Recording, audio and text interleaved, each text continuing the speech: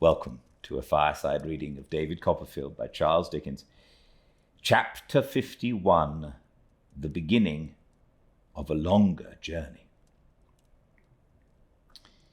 It was yet early in the morning of the following day when, as I was walking in my garden with my aunt, who took little other exercise now, being so much in attendance on my dear Dora, I was told that Mr. Peggotty desired to speak with me.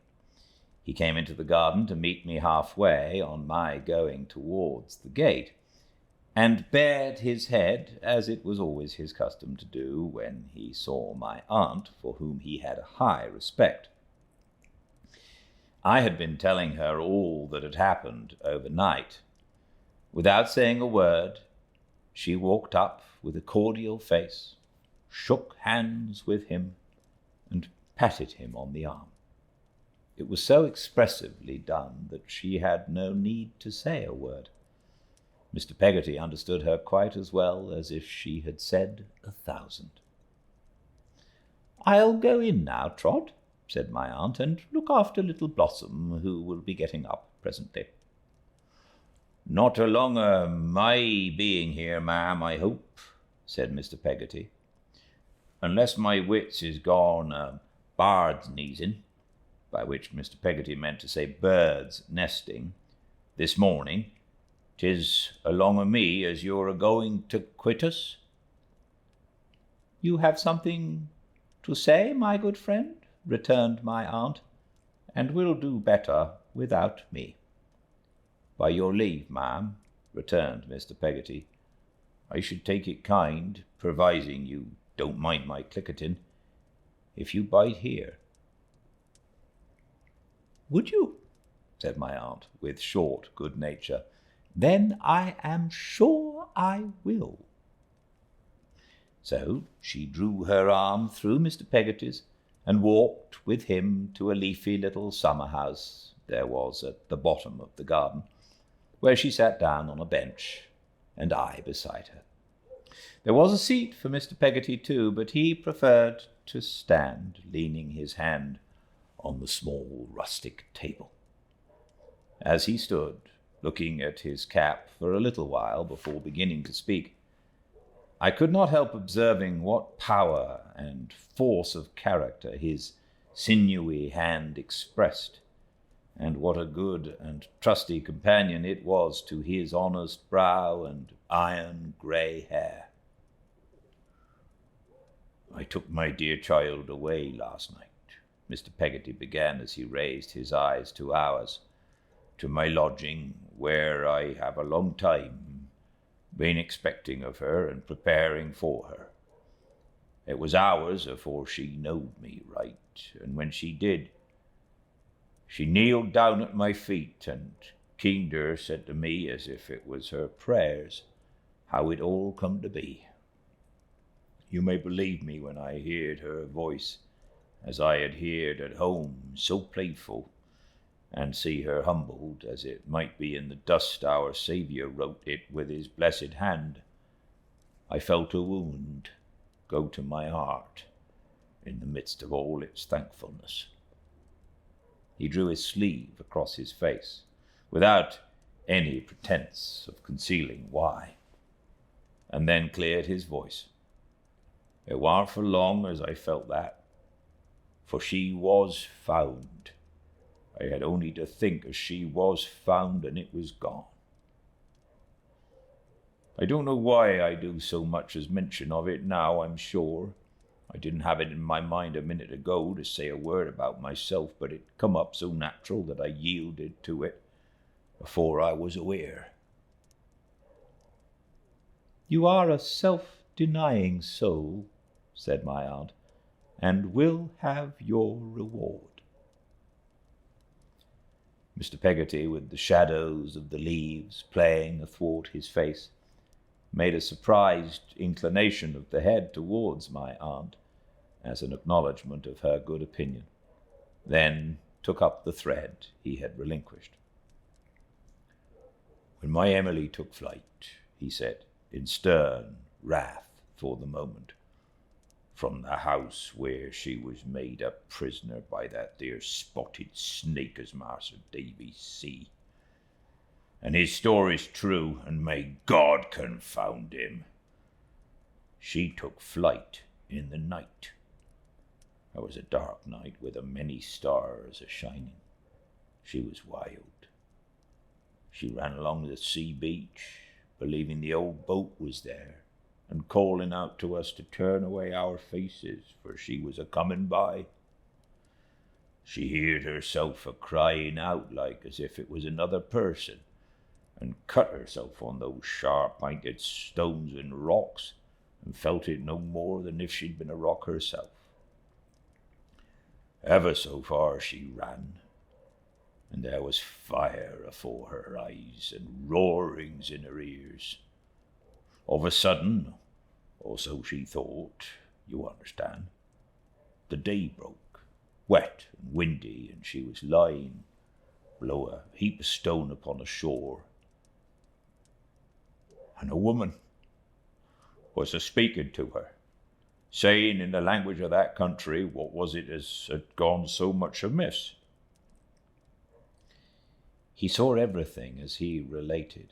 It passed before him as he spoke so vividly that in the intensity of his earnestness he presented what he described to me with greater distinctness than I can express. I can hardly believe, writing now, long afterwards, but that I was actually present in these scenes. They are impressed upon me with such an astonishing air of fidelity. As Emily's eyes, which was heavy, see this woman better, Mr. Peggotty went on. She knowed as she was one of them as she had often talked to on the beach, for though she had run, as I'd said, ever so far in the night, she had oftentimes wandered long ways, partly afoot, partly in boats and carriages, and knowed all that country, long the coast, miles and miles. She hadn't no children of her own, this woman being a young wife, but she was a-looking to have one afore long. And may my prayers go up to heaven that 'twill be a happiness to her, and a comfort and a honour all her life. May it love her and be dutiful to her in her old age, helpful of her at the last, a angel to her here and hereafter. Amen, said my aunt. She had been somewhat timorous and down, said Mr. Peggotty, and had sat at first a little way off at her spinning or such work as it was when Emily talked to the children, but Emily had took notice of her and had gone and spoke to her, and as a young woman was partial to the children herself, they had soon made friends, so much so that when Emily went that way, she always gave Emily flowers. This was her, as now asked what it was that had gone so much amiss. Emily told her, and she took her home. She did indeed. She took her home, said Mr. Peggotty, covering his face. He was more affected by this act of kindness than I had ever seen him affected by anything since the night she went away. My aunt and I did not attempt to disturb him. It was a little cottage, you may suppose, he said presently, but she found space for Emily in it. Her husband was away at sea, and she kept it secret, and prevailed upon such neighbours as she had, there was not many, to keep it secret too. Emily was took bad with fever, and what is very strange to me is, maybe 'tis not so strange to scholars, the language of that country went out of her head, and she could only speak her own that no one understood. She recollects, as if she had dreamed it, that she lay there always a-talking her own tongue, always believing as the old boat was round the next point in the bay, and begging and imploring of them to send there and tell how she was dying and bring back a message of forgiveness, if it was only a word. Almost the whole time she thought, now that him, as I made mention on just now, was lurking for her underneath the window, now that him as had brought her to this was in the room, and cried to the good young woman not to give her up, and knowed at the same time that she couldn't understand, and dreaded that she must be took away. Likewise the fire was afore her eyes, and the roarings in her ears, and there was no today, no yesterday, nor yet tomorrow, but everything in her life as ever had been or ever could be, and everything as never had been and never could be, was a crowding in on her at once, and nothing clear nor welcome, and yet she sang and laughed about it. How long this lasted, I don't know. But then there come a sleep, and in that sleep, from being a many times stronger than her own self, she fell into the weakness of the littlest child. Here he stopped as if for relief from the terrors of his own description. After being silent for a few moments, he pursued his story. It was a pleasant afternoon when she awoke, and so quiet that there wasn't a sound but the rippling of that blue sea without a tide upon the shore. It was her belief at first that she was at home upon a Sunday morning. But the vine leaves, as she see at the window, and the hills beyond weren't home, and contradicted of her. Then come in her friend to watch alongside of her bed, and then she knowed as the old boat weren't round the next point in the bay no more, but was far off, and knowed where she was and why, and broke out a crying on that good young woman's bosom, where I hope her baby is a-lying now, a-cheering of her with its pretty eyes. He could not speak of this good friend of Emily's without a flow of tears. It was in vain to try. He broke down again, endeavouring to bless her. That done, my Emily, good, he resumed, after such emotion as I could not behold, without sharing in. And as to my aunt, she wept with all her heart. That done, Emily good, and she began to mend. But the language of that country was quite gone from her, and she was forced to make signs. So she went on getting better from day to day, slow but sure, and trying to learn the names of common things, names that she seemed never to have heard in all her life, till one evening come, when she was a-setting on her window, looking at a little girl at play upon the beach.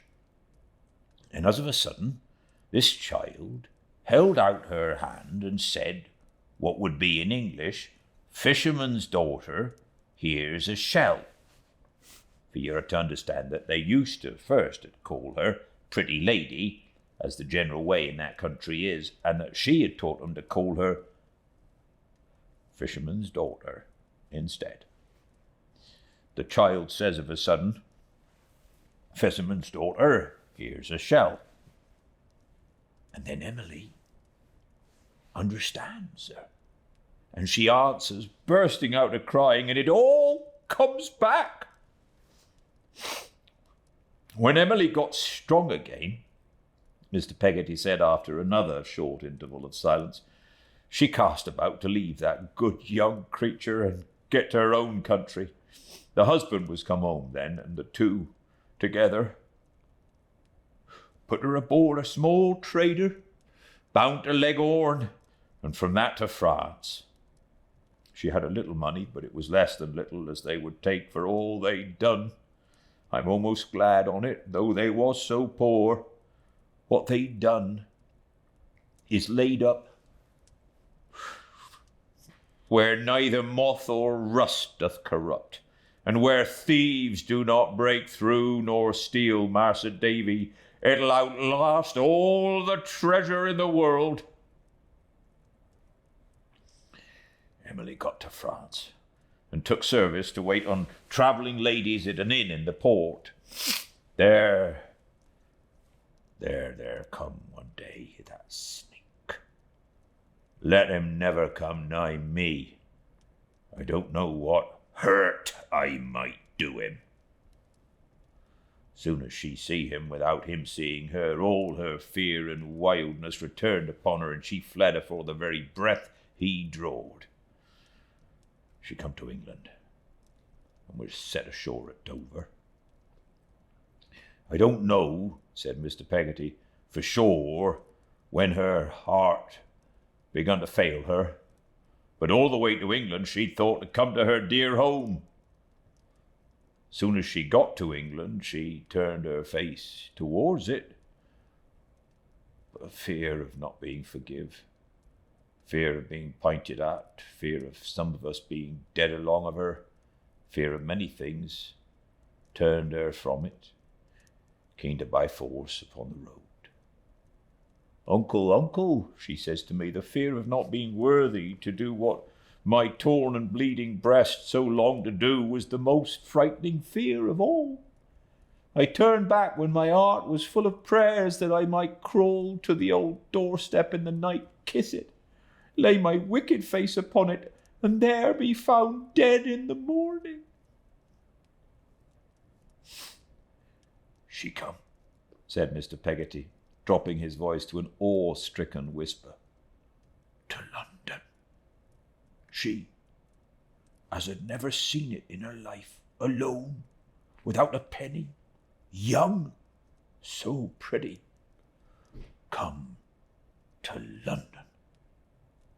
Almost the moment she lighted here, all so desolate, she found, as she believed, a friend. A decent woman as spoke to her about the needlework as she'd been brought up to do, about finding plenty of it for her, about a lodging for the night, and making secret inquiration concerning of me and all at home tomorrow. When my child, he said aloud, and with an energy of gratitude that shook him from head to foot, stood upon the brink of more than I could say or think on. Martha, true to her promise, saved her. I could not repress a cry of joy. Master Davy, said he, gripping my hand in that strong hand of his, it was you as first made mention of her to me. I thank ye, sir. She was earnest. She had knowed of her bitter knowledge where to watch and what to do. She had done it. And the Lord was above all. She come white and hurried upon Emily in her sleep.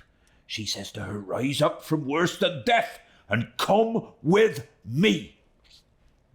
Them belonging to the house would have stopped her, but they might have soon have stopped the sea.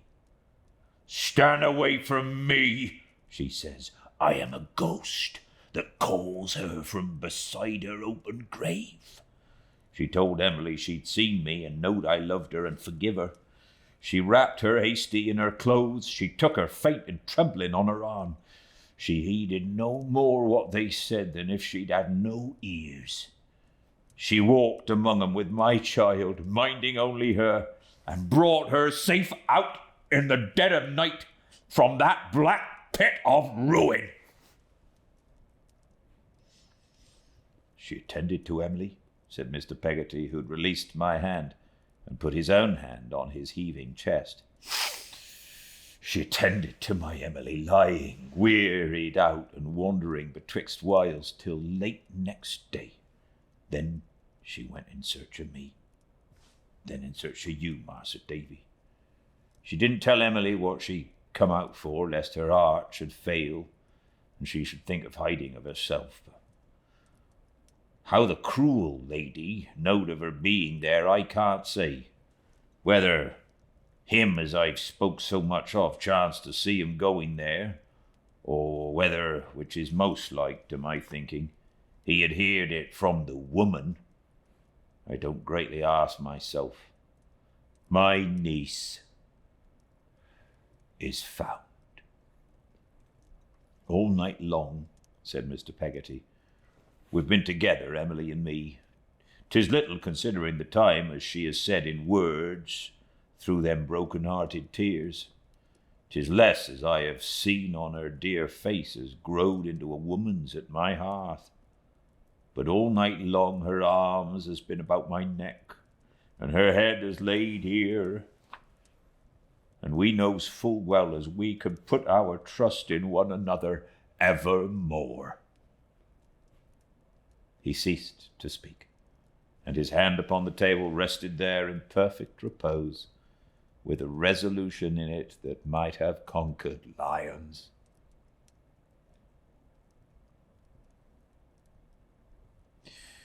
It was a gleam of light upon me, Trot, said my aunt, drying her eyes, when I formed the resolution of being godmother to your sister Betsy Trotwood, who disappointed me.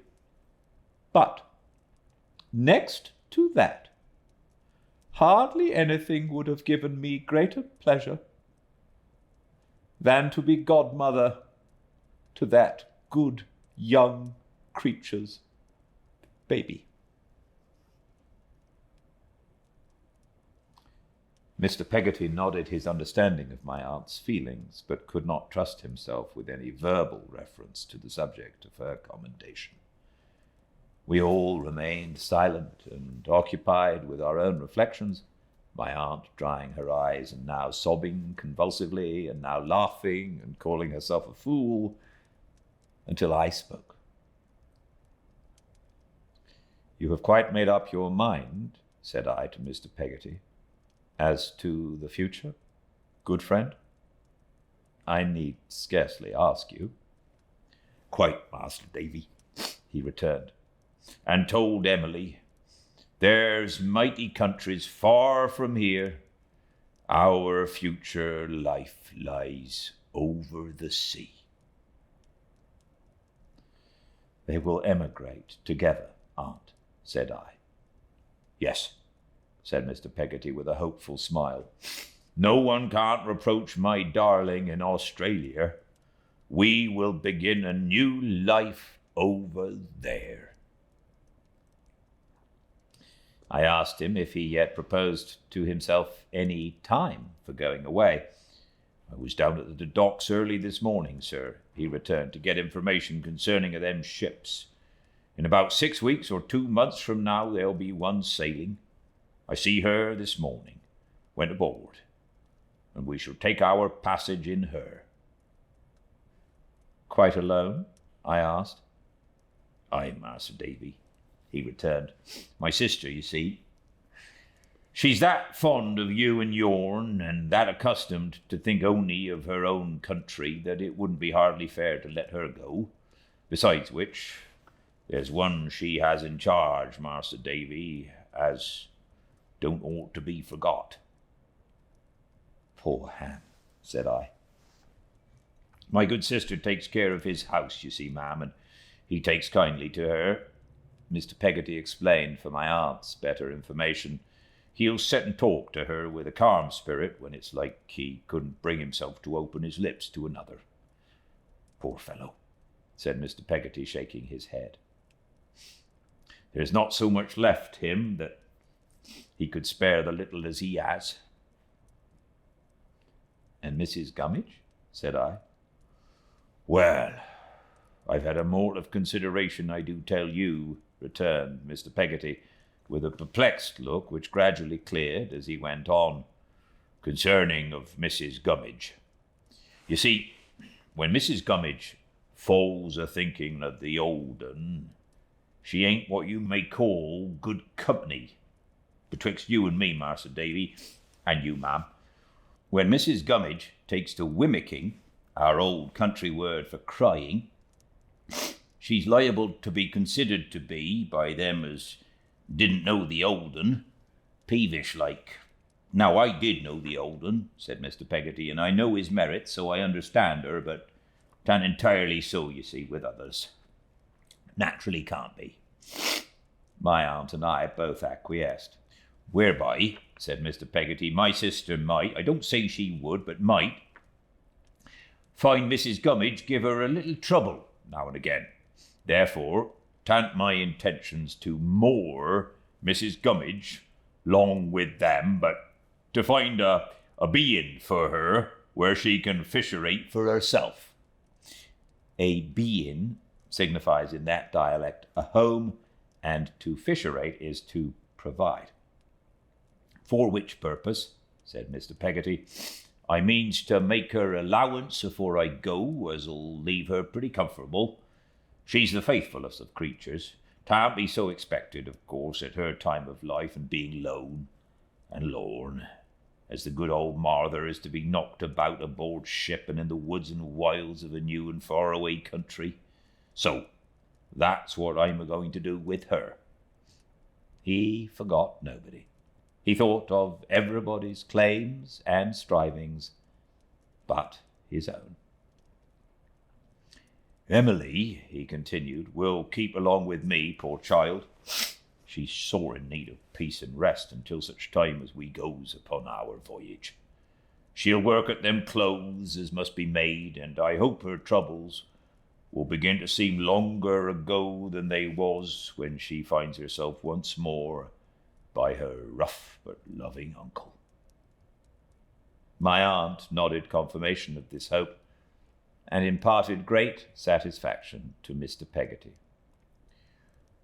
There's one thing further, Master Davy, said he, putting his hand in his breast pocket and gravely taking out the little paper bundle I had seen before, which he unrolled on the table.